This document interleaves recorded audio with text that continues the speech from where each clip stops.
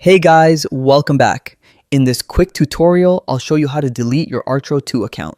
Just a quick heads up though, this process is permanent, so make sure you're absolutely sure before proceeding.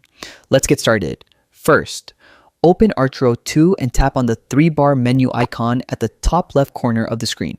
From there, head into the settings menu. Inside settings, scroll down and tap on support.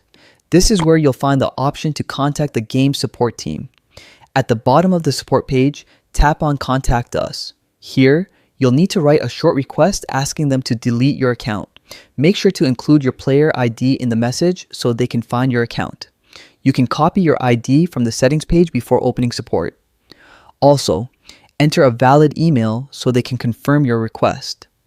Once your message is ready, tap on Submit. The support team usually replies within a few hours or a couple of days to confirm the deletion. And remember, once they delete your account, you won't be able to recover it. And that's it. That's how you request to delete your Archero 2 account.